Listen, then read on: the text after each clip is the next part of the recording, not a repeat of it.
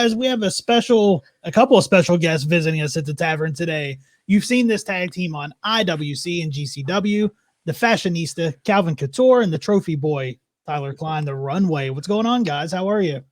What's up? Pretty good. How are you? Good. We're glad to have you here. Thanks for stopping by. We appreciate it. So what's been going on in the world of the Runway? Give us the lowdown. Currently defending 2 of our championships. We are the current Prospect Pro Wrestling tag team champions, as well as the Poser Wrestling Squad Goals champion. So, we're defending those belts, as well as just getting everywhere and anywhere we can so we can bring our fashion sense really everywhere, and making sure that we give everywhere we go a little bit of a makeover before we leave. That's awesome. That's awesome. Now, you guys have been tagging together since the end of 2019, right? Correct. Yeah. So how did the Runway come together as a tag team? Really, as a tag team, we just kind of instantly were drawn to each other. We had similar characters. We really liked the same things from the wrestling business, and so we got connected actually through Instagram, and ever since then, it's kind of just been working for us. And we click. Mm-hmm. We click. Similar style, similar fashion. Yeah. Just wanting to kind of, bring something more to tag team wrestling that you don't see, matching gear, entrance gear that's flashy, everything like that, trying to bring that around again. Definitely. So when you guys linked up and started planning out, your fashion, your entrance, like what were those first things that kind of like started formulating about the Runway? What gear what fabrics, what's anything that we could get be loud and noticeable and just kind of over the top, really. Yeah, and what's nice about our look too is we each kind of have our own little version or our own little flair on certain things, if you will. If one of us has an idea for certain gear, the other one might try to come up with something that doesn't take directly on what that is, but maybe their own take on it. Mm-hmm. So we definitely have that going where we, there are things where we have matching and really similar gear that have the same accents. But really just trying to stand out a little bit different. I mean, that's what every wrestler should strive to do. And that's what we just try to do too. We try to do something different. We try to be something different, and we try to be really us. Different accents, different color combinations. Like Calvin said before, he might have a pair of gear that is, a solid color, or like a Skull Houndstooth that we have. I've got something very similar to it that still matches the tag team, but it's just my own little spin on things, and he's got his own little spin on things of gear that I already existingly have. So we just kind of play off that and kind of just bring our own spin to it all. I love the Black Swan Halloween. I love that movie. So when I saw you guys did the Black Swan thing, I'm like, that is perfect. Yep. We wanted, once again, our own interpretation of it. Yes. We wanted to do something a little different. And that's kind of, where that ended up. So. Yeah. He got off lucky because he was the white version and I was in the sun. You wanted to do the dark version. I did want to do the dark version. I had to come up with the white version of it. But turning into the sun, that's not my problem. With the black face paint, you lit my face on fire. You wanted to do the dark. You chose the dark. You wouldn't be able to survive. I even did the light thing. I came up with the idea. No, you came up with the dark idea. I came up with the idea to match it. So the words Black Swan never came out of your mouth. What? I can tell you that all the time. So when you guys I don't think a lot of fans really think about getting the gear. Like, do you guys have someone that you go to specifically to make the gear? Do you I know some people make their own gear. Like, what's the process of actually putting all your ideas into making the gear? Well, Actually, I kind of sketch out and come up with some ideas when it comes to gear and color combinations and stuff like that. My style before we started tag teaming was very loud colors, bright colors, stuff like that. Calvin was more like classic, like kind of gold, black, things of that nature. Whenever it comes to the execution, which is, I think is what you're mainly asking, we do normally have one person who we go to who does everything for us. Right now, we are kind of looking for someone who has another vision to kind of take our designs to the next level. So we have a few people that we're really excited to be working with for gear. That is hopefully going to take our visions and really our style to the next level. So we're really, really excited. Really, really happy to keep being able to evolve and really go the next step. That's awesome. I think that's very important with the tag team too, that you have that matching gear and that you guys come out and have that flashiness. I think that's a lot of what lacks in some of the modern tag team wrestling is you don't have teams, you just have two guys that's been thrown together. So I really appreciate when a tag team looks like a tag team. Yeah, you guys put the time into, not only do you have a name, I mean, today there's some tag teams, it's just two guys' names. You have an actual tag team name. You have the style all comes together, the package. I love that. We definitely appreciate like putting the effort in to be a tag team and not just two individuals. No, thanks. So I think we take a lot of pride in that too. It's something that we kind of just like to put out there with any type of with every tag team. Like that's what we like to do. We like to have matching and be individuals at the same time, really, because we have the ability of doing that. Yeah. I know for me, if I'm watching two tag teams, if I see somebody that's a unit as a tag team versus two guys, I'm instantly drawn to the unit as a tag team. Yeah. I mean, that's And so you guys, we said that you guys kind of became a team right before the pandemic. So how did the pandemic maybe affect you guys as a tag team? Did it kind of put the team on ice as far as forming a chemistry in the ring, or like how did that all go down with the pandemic? No, I actually think the opposite. I think it kind of pushed us to find more opportunities and become better. I know for me, I took the time to really study and really kind of do my homework whenever it came to what can make us a better tag team in regards to in-ring psychology, what we can do to set ourselves apart. And then really it actually, I think it helped because it really pushed us to kind of find opportunities and take opportunities as a team more so than it did, in a single way. So we really were able to, I think, get ourselves out there a little more, become a little more creative on how we got ourselves out there and how we marketed ourselves. And to be honest, I think we were very lucky. Like we had a lot of opportunities come our way that I never thought we were going to have. So I'm really excited. And it was interesting because 2020, even though kind of the year that it was one of the best years of wrestling that I really could have asked for. I mean, was it what was originally planned or, what was supposed to happen? No, but I think we reached more fans, more areas, more places from the pandemic.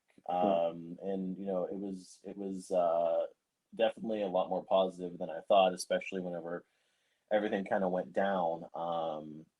It really worked in our favor. I mean, even watching like older, getting ideas and matches and stuff like that, looking at what, tag teams that, You don't watch tag team wrestling shows. Yes, I do. Shut up. But watching matches and getting ideas and just looking to see what's out there as far as, different looks or something that we might want to try, moves that we might want to try. We did a lot of stuff that was, no crowd, film stuff for, That was the tape norm. stuff for the internet. And that was normal. And I think that honestly helped. That honestly helped too, because we could still build like chemistry and, wrestle new people.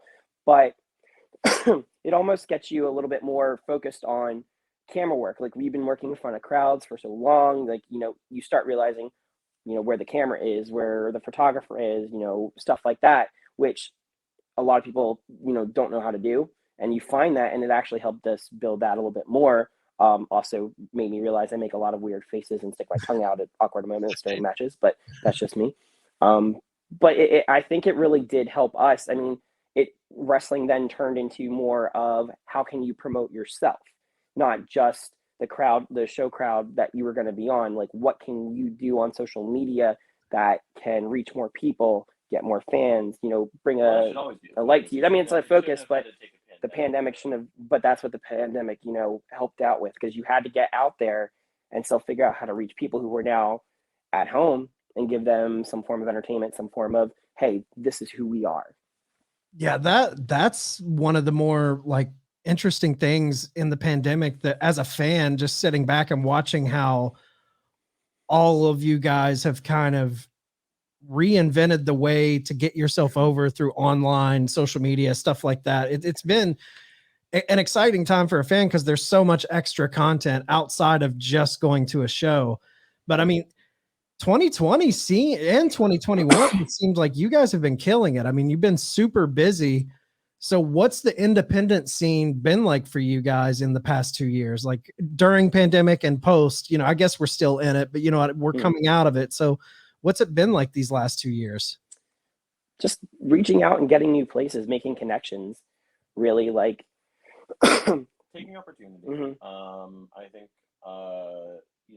one main thing in wrestling which is interesting is you have a lot of individuals that are afraid to step out of their comfort zone and do different things and go different places. And I think for me, I know personally, anytime I've stepped out of my comfort zone, there's only good things that have come from it, whether it be getting to a new area, a new place, a new connection. There's always ways to build upon an opportunity, even if it doesn't seem like there is. You can have an amazing opportunity and do nothing with it. And then where are you from there? Back to where you started. Also, like, being more versatile too, as far as what you can do, because you have too many people that are stuck in, I'm only going to be a heel, or I'm only going to be a face, and everything else like that, and that limits the opportunity. So, like, excuse me, we'll go places, we'll see what people want, and we can, be anything that they need.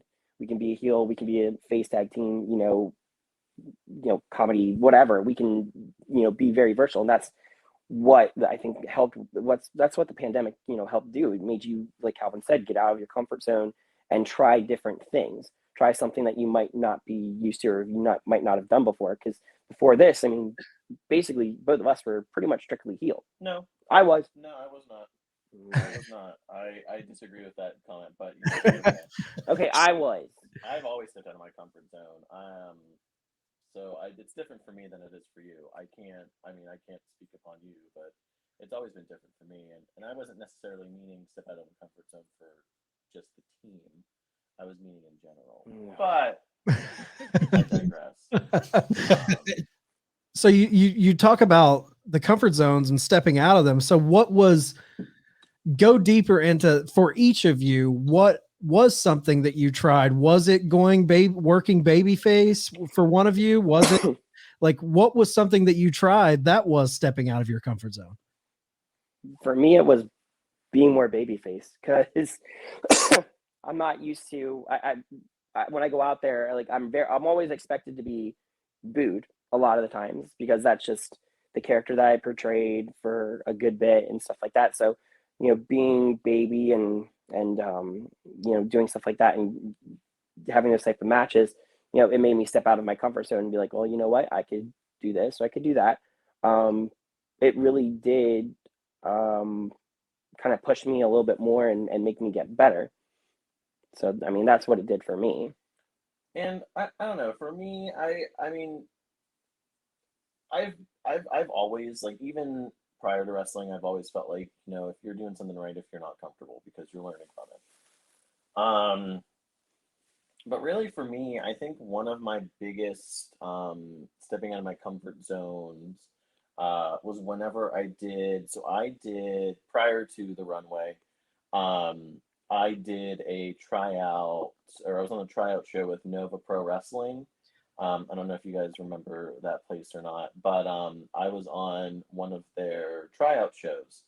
And I remember I was really excited to go down there because my friends were coming to see me that lived in the area, but I had no idea who I'd be wrestling, what I would be doing, basically until I got down there. And it really worked in my favor. I had an amazing opponent in Slade Porter, but I remember thinking, you know, anyone that I end up with could have a completely different style, completely different school of thought. And, you know, I was nervous because it was at the time, it was a huge opportunity. It was probably one of the biggest opportunities that I had.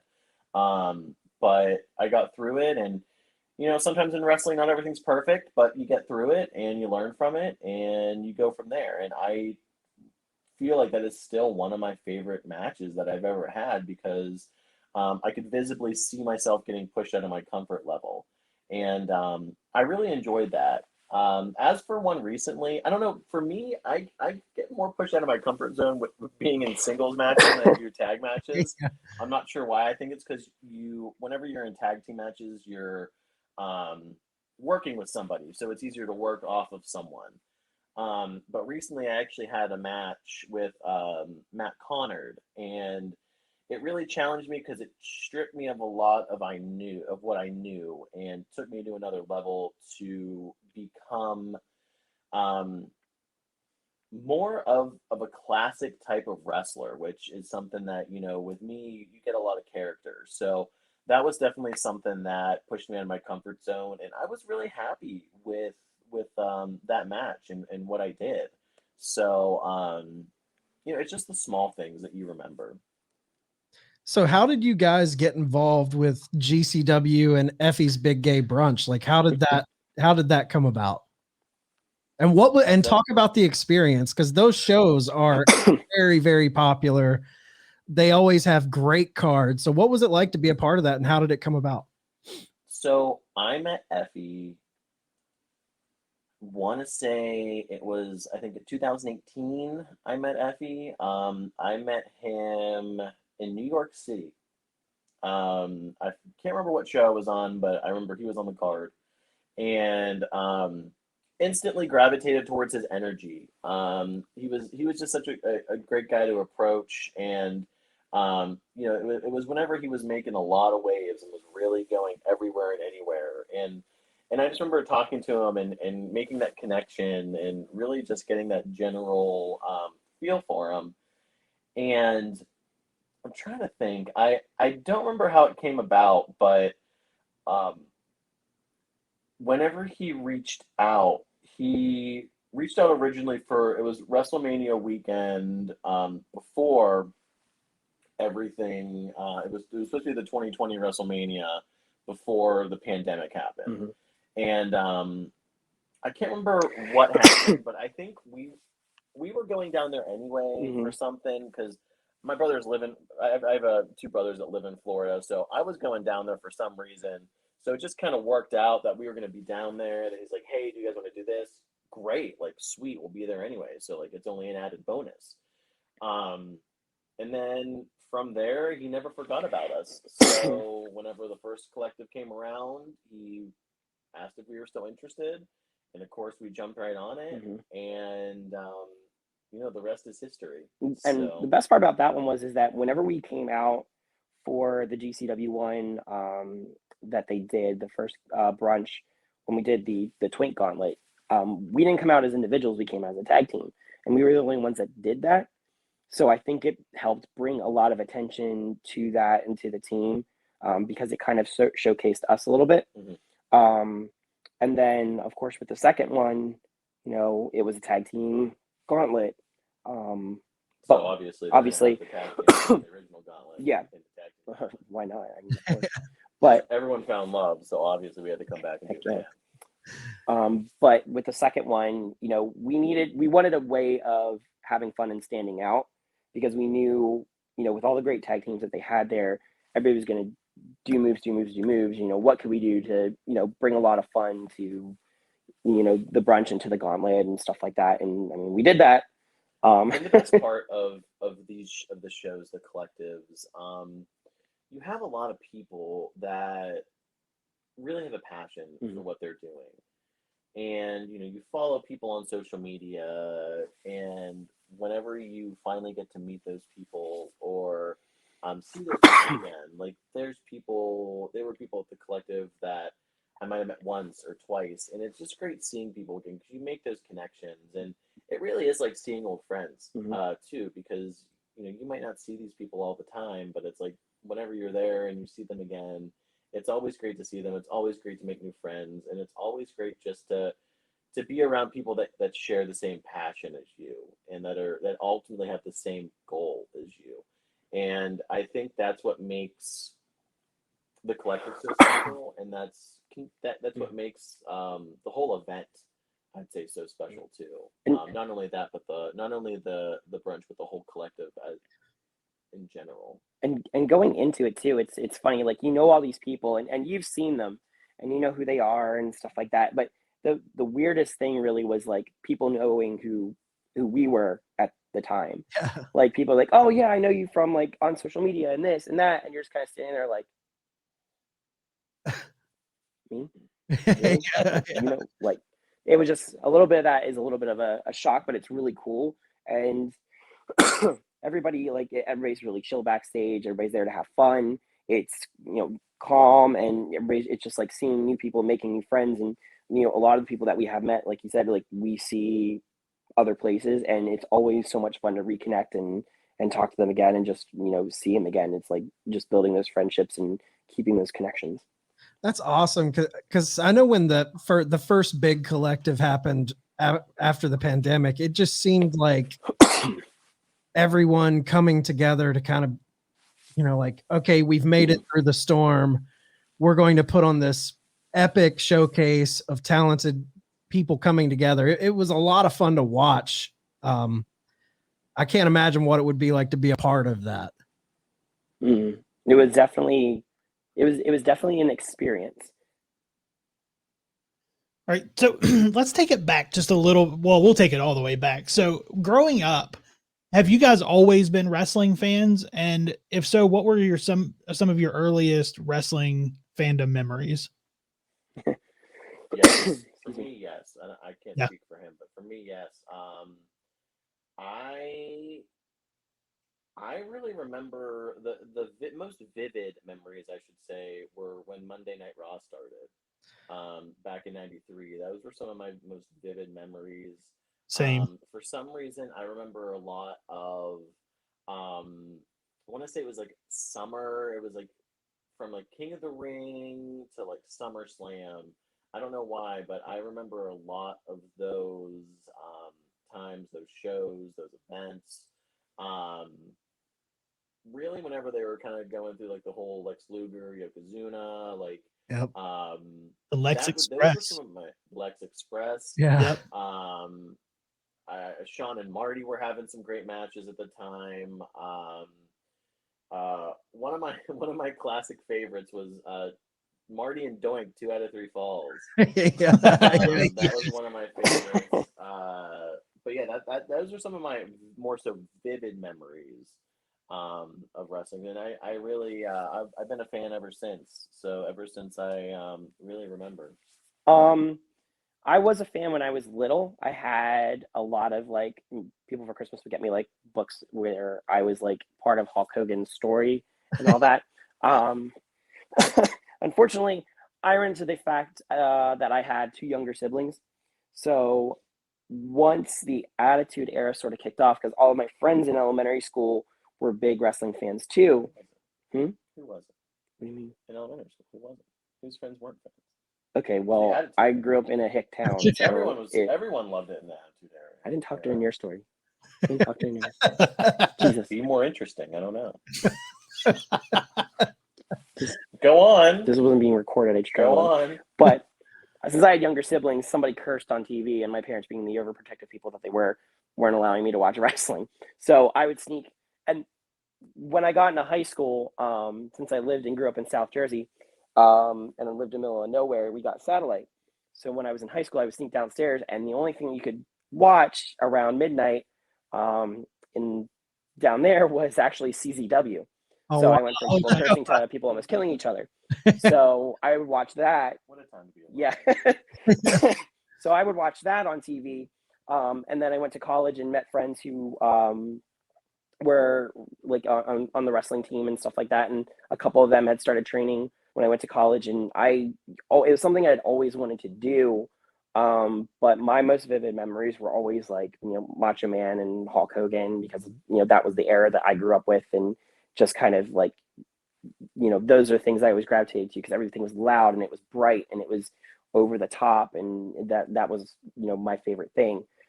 But yeah, I mean, that's what made me gravitate towards wrestling, and it helps with my character because I love those, bright colors. I love the prints, everything like that. So, the more sparkly, the better. Yeah. Do you guys look back at like those, where you're at now as pro wrestlers? Do you look back and look at certain wrestlers and think like, man, they kind of got into my psyche and they're inspiring me without me even realizing it? Yes and no. Yes and no. I like to think I put my own play on what it is to be a wrestler, but definitely, I mean, I have influence from a lot, and I don't think I realize it as much as I do until others are comparing me to other people, or saying like, oh, this reminds me of something so and so used to do, or so and so used to do. But it's interesting. I'm just trying to put my own mark on things and trying to be the first me. If that makes sense. Yeah, absolutely. So what made each of you decide, like, was there a kind of a pivotal moment where being a fan wasn't enough anymore? Like, you actually had a moment where you made that decision, like, I actually want to start training. For me, I was sick of wondering what if. I got to a point where I was working a certain job, and I wasn't really happy. And I got to a point where I'm like, well, I'm not going to be happy doing this. I need to find something else to make me happy. And I needed to take a leap. And, I really wasn't planning on training as quickly as I did. But, I reached out, and I trained so at the Iron City Wrestling Academy with the International Wrestling Cartel. And I remember reaching out, and I said, I know you guys already had tryouts. I would be very interested in being part of the next class. And they got back to me and said, well, if you try out tomorrow, we can get you in this year's class. And I was like, oh, well, I guess we're doing this. Oh, wow. So I just kind of dove right in and did the tryout. Everything went well. And I started training that week, something that I really wasn't planning on doing, but I'm glad I did. I wish I would have done it sooner. But I don't know if I would have been ready for that. Like, I know that there are some people that, get in it super early and they get jaded really quickly. But for me, I was at that point in my life where I'm like, what, if I don't do this now, I'm never going to do it. I need to do it. I'm sick of wondering, and I'm doing it ever since. So that's kind of what made me just turn on that switch. I needed to do it. I needed to do it for myself. I needed to do that for the kid that was inside of me that wouldn't shut up about wrestling whenever he was younger. Still doesn't shut up about it. And I did. Well, yeah, it's because I'm passionate about it, unlike some of us. But Get out of here. But yeah, and that's kind of where it ended up. Like, I just needed something. I guess I just needed a change, and I needed something different, and wrestling was it. And it's been nothing but great ever since. I kind of had the same kind of what if sort of epiphany. Like I looked into, once I graduated college, I was living in South Carolina, and I actually started to look at training schools in the area, but I just didn't have the time. I didn't have the money. Finally, like, I moved up to Boston, and I got in a decent job, and I just sat there one day, and I'm like, I'm really starting to get more into fitness. I really want to find some unique way of staying fit. And I went to a training session, and the guy who was training asked me, he's like, and I'd gone to schools before that and like hung out with my friends who were professional wrestlers and learned stuff from them. And the trainer at the school was a Beltline club where I trained in Massachusetts, was like, how long have you been training for? I'm like, well, I've not been professionally trained by anybody. It's why I'm not, doing it in front of crowds, nothing like that, because, I don't want to just yet without being safe. And he told me, he's like, all right, come in, this day. And he worked around my work schedule. And he wanted me to go a lot sooner and start working in front of crowds and stuff like that sooner. But I kind of was like pumping the brakes on it, because I was like, no, let me, I want to take my time. I want to, be good. I want to be more importantly safe. But it was just one of those what if kind of things. And then I debuted, and it turned into, going from, I was supposed to be in a Rumble, which is like everybody's first match almost. And then it turned into being, oh no, I'm going to put you in a tornado tag thing. And like, okay, I'll go ahead and do that with somebody I don't even know. And then I ended up being semi-main in a singles match versus a 300-pound Samoan guy, because I was whatever, because his friend showed up and he ended up putting another match on a 13-match card. So I ended up doing that. And that was my, debut, just kind of thing. And it's been a wild ride ever since. It's definitely changed my life, really. It's made me more confident. It's made me more come out of my shell, because I used to be very quiet, very reserved, everything else like that. Made me more just all in all happy, really. Like, used to be super depressed and stuff like that, but once I started wrestling and found something that I'm passionate about and love doing, it's really just kind of changed my life around. Yeah, That's great. That's so important to find those things that kind of take you out. I can relate to the being down about things, but when you find that passion, it really like elevates you. This podcast has brought me out of depression. So, absolutely. so just talking, right? So like, what's some of your other passions? Shit you guys enjoy when you're winding down, relaxing, that has absolutely nothing to do with pro wrestling. I have a lot of toys. I have a lot of collectibles. Yep. Funko Pops. I've got Big Power Ranger stuff all over the place, wrestling figures. Yep. A lot of that. Clothes and shopping. Pretty much. Spending money that I don't have. Yeah, we're big collectors. Going to the gym. For me, I don't know. It's hard because like wrestling's always been that one thing that's kind of been like my go-to thing. I don't know. Like I guess it's like for me, I guess it's like I like to shop. I like to find different ways to do different things. I like to cook a little bit. Like I like to put some stuff together. I like to find lazy ways to cook. Lazy ways. That wasn't at his cooking. That was at me not liking to cook. I hate cooking. I don't cook. I like to find lazy ways to make stuff good without having, like putting in minimal effort and making it look like I put in effort. All about it. That's my stuff right there. But really, that's it. I mean, I guess like I've really been, and wrestling's been the main thing that I've always been passionate about. But yeah, it's interesting. I mean, you never know when you can find a new passion. I feel like that's been the one that's been pretty constant for me, at least. But the shopping is dangerous between the two of us. Yeah, I've been trying. The shopping's I've been dangerous. Trying to calm down with that, unless I really need something. It's been kind of working. Kind of. No, not at all. It doesn't work. No, because usually it's like, what do you think of this? It's like, buy it. No. That's the response. I get better with that. Excuse me. I haven't. Yeah, you have it. What's your favorite collectible? Like, what out of all your collection? What's your? I've got a. I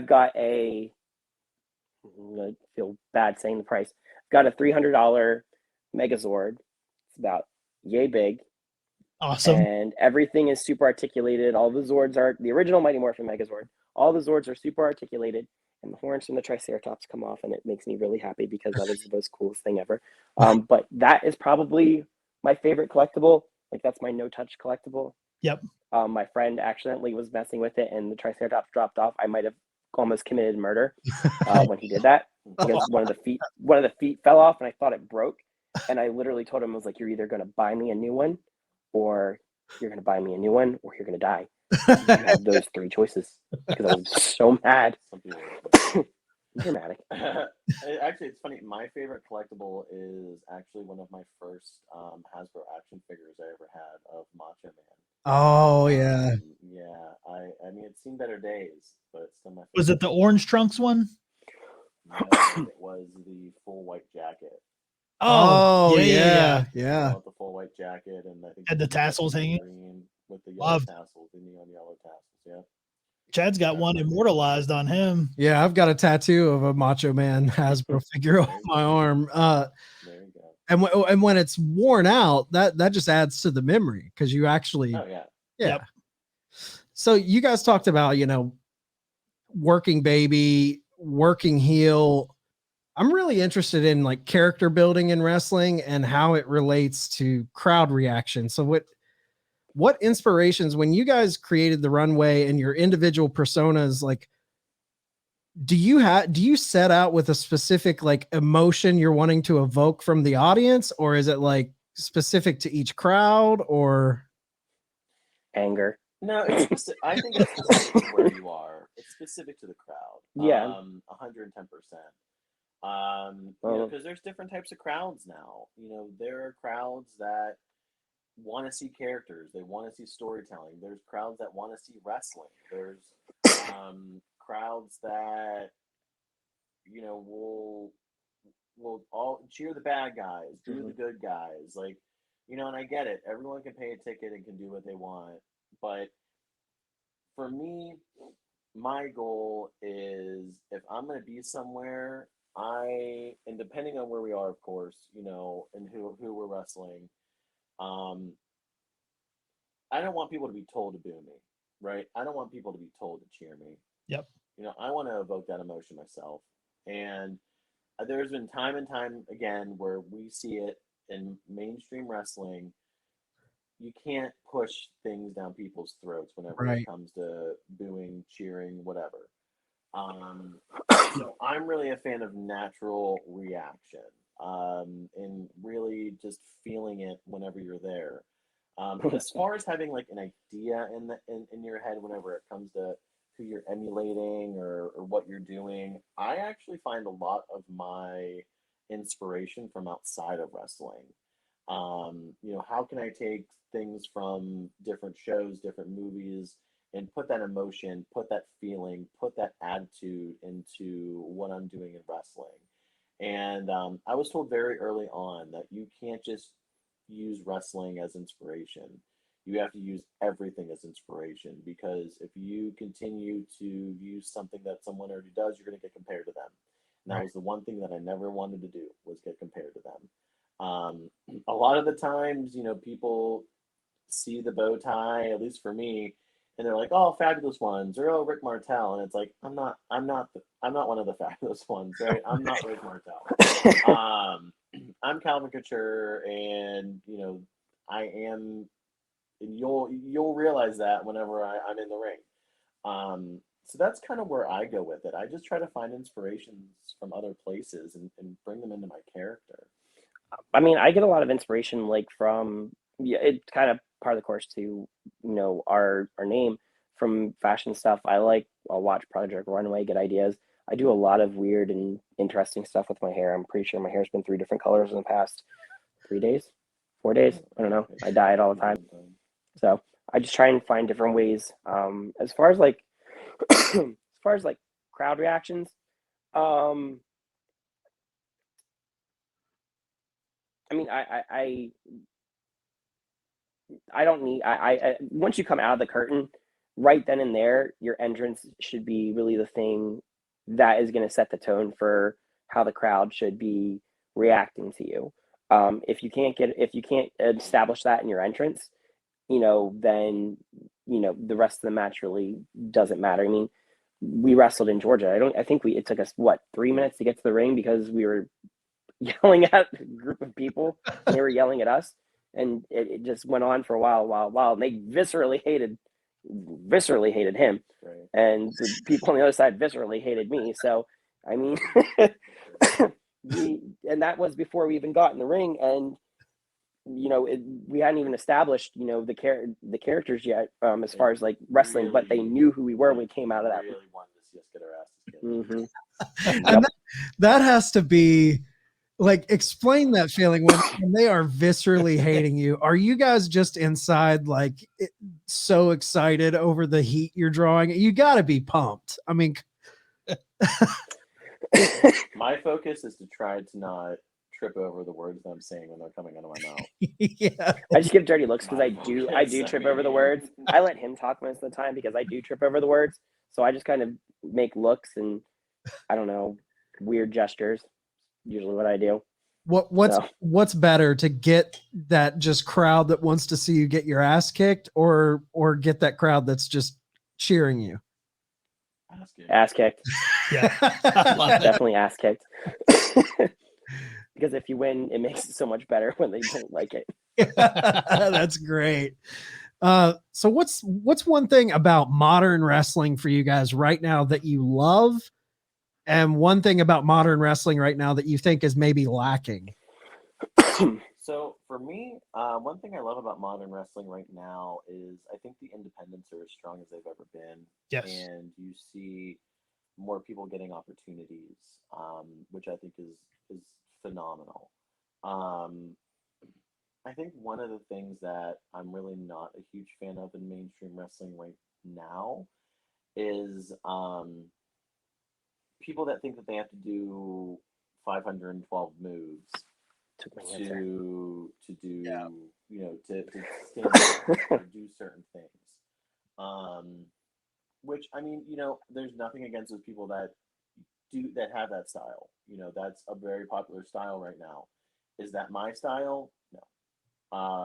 And for me personally, I just, for me, I'm more about being memorable. I want people to remember me. I want people to either go home and be like, wow, Calvin's great, or wow, I hate that guy. And that's kind of where my thing is. I think, there's been so much, and I think a lot of it too is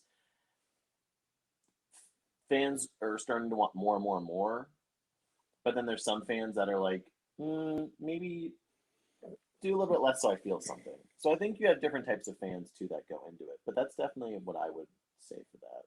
Yeah, I'm one of those fans. It's like, do a little less. I want to feel more. Like, so I totally get that. With mine, one thing that I really do enjoy now is the representation that's really happening on the indies and on the sorry, on the independents and in mainstream, a little bit more in mainstream wrestling. Personally, being an LGBTQ wrestler, it's really great to see where that kind of stuff, it's good to be, but it's not, it's not really hurting people, being that, or being a certain way, to get booked or be on shows or headline or anything like that. That's what I really excuse me. That's what I really like about what's going on right now. Something that I think we could use a little bit less of, really fast takeaway cams on mainstay shows. Oh yeah, that's a shaky one. cam annoys me. Yes, Like, I I can't watch angles. the angles, and you miss like all the moves, and it's just like you don't really see the impact. You don't see what's going on. I have to say that because he took my answer.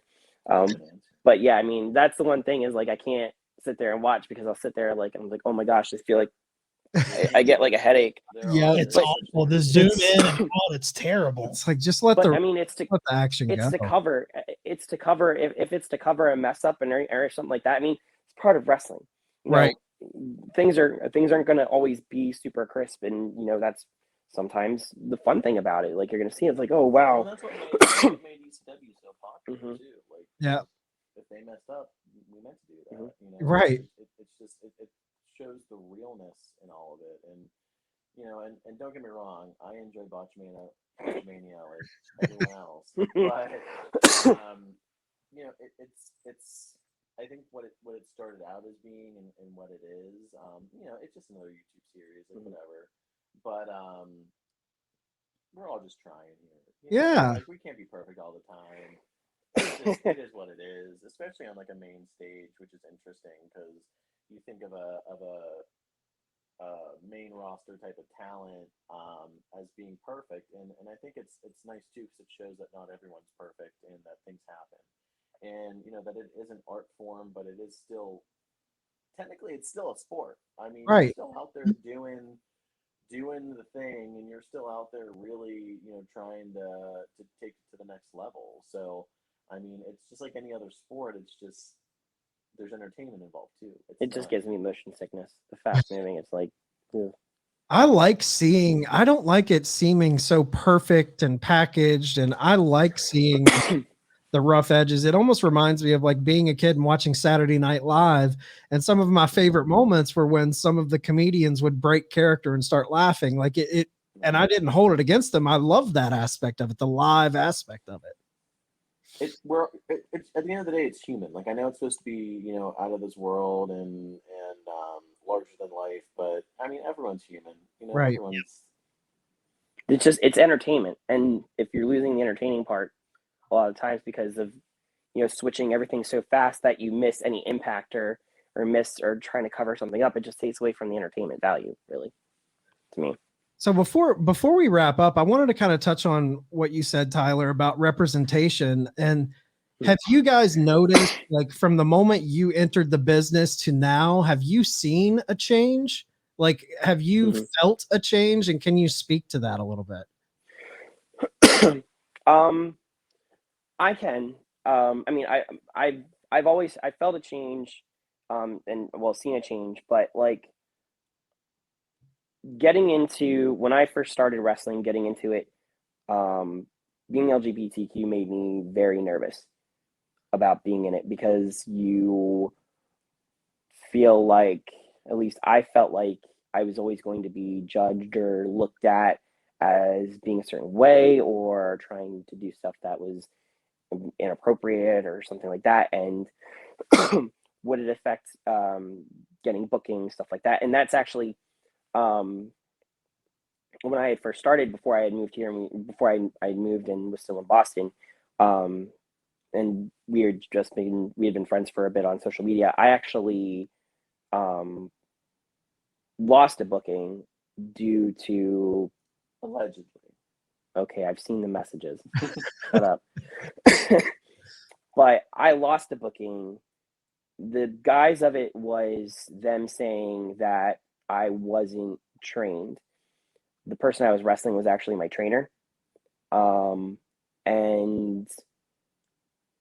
my friend who had booked me on the show sent me text messages and conversation after the fact, because it was the day of, and about like an hour before call time, they contacted me, called me a liar, and then told me that I wasn't allowed to be on the show, which I was upset because I hadn't lied about anything, and it kind of really made me feel really crappy inside. But then I got the messages, and it was like, well, can he just be flamboyant? Can he not be gay? And I'm like, well, I mean, my character's not really all that flamboyant, and even starting out, it wasn't all that flamboyant or anything else like that. And it wasn't, at that point, being gay is just who I was as a person.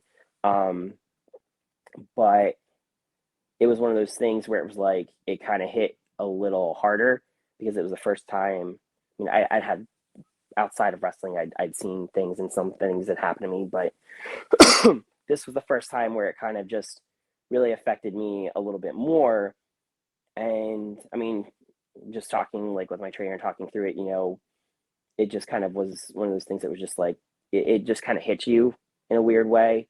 You get upset, you wonder why, and you go through all the stages of whatever, and then you come out better on top of it. And I wasn't going to let that stop me or slow me down when it came to wrestling, and not let it affect me. And obviously there's been a huge change because now you've got, tons of representation all throughout the indies, tons of representation all throughout mainstream wrestling, AEW, things like that, and you've got people who are creating shows based around that and talent that are LGBTQ and everything else like that. You've got ones that are, trying to put everybody on the show that they possibly can, who can bring some light to or some representation from wherever, whatever part of any type of demographic, any type of anything really, and you really see that more prevalent now.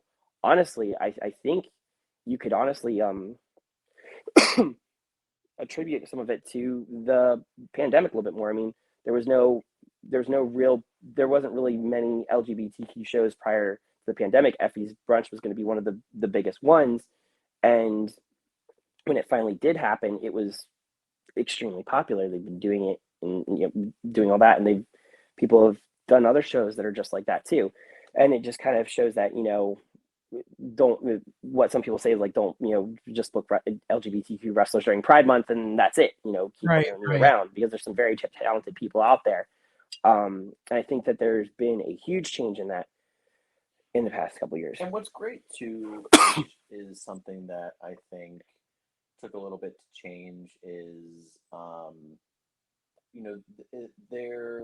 people are able to be themselves, and I really think that's what shines through. It's one of those places where, I don't want to say safe spaces for individuals, but I think there are more opportunities for people to be themselves and be really appreciated for being themselves and putting out there what they want to put out there, not only in the world, but with wrestling. And I think that's something that is huge and may not have been as prevalent before. And I think, this whole, where wrestling is going, I can only see that being more and more apparent as we go, that people are going to be celebrated for more so being themselves and being the versions of who they want. And, of course, wrestling, I get it. Everyone's themselves. The best people in wrestling are themselves that are just cranked up.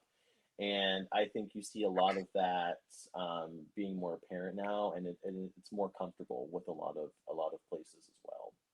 Yeah, I sometimes wonder, is wrestling seeing the effects of just society in general finally like evolving and moving ahead? But you also have to look at like some of those people that are making those decisions and being those trailblazers in pro wrestling, like the Effys. I would even say AEW when it came into existence, and it kind of put an onus on representation and hiring people. So it's like, it's a part of society evolving as a whole, but I do feel like you have to, spotlight those people within the community that's really pushing for it themselves. Definitely. So what are your guys' goals over the next 3 years? Like where do you see the runway? New places. Mm-hmm. The one thing that I strive to do is not, obviously have your core places, your core, promotions that you can really build who you are, but getting more places. Like, for example, in 2021, we made debuts in the Carolinas, Georgia, Alabama, Florida. We've been really trying to get out there and do different things, and really just to continue being as great as we can be. I mean, obviously for me, my goal whenever I got into it, I want to have, one match in front of a crowd on a bigger stage, whether that be on Dark, maybe a match with WWE, whatever that may be, whatever it is. My main goal was to have at least one match in front of a crowd, an arena full of people, just to get that feeling, just to, for one time, feel that energy, feel that adrenaline. But that's my goal for myself and for the team moving forward. I mean, I know Tyler probably has a similar goal. Mm-hmm. More states, more traveling. I'd like to. International too. Yeah. I think international, once that becomes more regular, is something that I've always wanted to do. doesn't have to be anything crazy. Like, With connections in the if UK. it's just Canada or Mexico, like that's cool. We're not gonna go anywhere crazy like the UK, but it'd be great if we did. Yeah. I'd like to get back up to Massachusetts personally. Mm-hmm. Get back up there, since that's where I started, and have the tag team go there. Because I mean, singles is one thing, but now I've got somebody I can travel with and makes everything a lot easier. And West Coast is another thing too. I'd really like to be like Vegas or California, things like that. Hashtag book more tag matches. Yeah, there's that. Yeah. Rent the runway. Rent the runway. That's what we do. Everyone has to get on it. Mhm. Rent the runway. Like Yep. it's rent us to make your show look better for a night. And That's all you need. and just to kind of mirror what he says, in front of a large capacity crowd would be great. Just something that in the next 3 years to do, and just keep on growing. I mean, this year, I think one of our goals was to have a tag team championship somewhere, and we got 2. That's awesome. So We, that's 2 and more to come, hopefully. we need you guys in West Virginia. You guys got to make it here too. Yeah. Yeah. Mhm. There's a promotion, Conquest. The main event comes down. Cole Carter, I think Mhm. you see he comes down. So you guys, they just had a big tag team event a couple months ago, but I have a feeling we're Mhm. going to see you guys on Dark. I feel like Yeah. you're tailor made to pop up on Dark soon. Taylor needs to get her Let's ass not say kicked. that in case I don't want to overpromise and underdeliver for you. Yeah. Let's not get crazy. Yes. Yeah. So before we let you guys go, we always ask this question to end it. So the pandemic's over. You guys are making towns. Being a tag team, you can have a little bit more leeway with it. So you can have any 3 wrestlers, alive or dead, in the car with you. Who's making those towns with you? All right, so I have one. Ooh. Now, do we each get a car, or is this like? Yeah, you can each pick 3. You can each do It's 3. me, you, and 3 other people for you. No. And Yeah, okay. Got it. I have a Prius. We can fit 5. Yeah. Anyway, people that I would want to have in the car. Okay. Macho Man, Perfect. Should have gone first. Sherry Martel, Oh man, that's a good one. and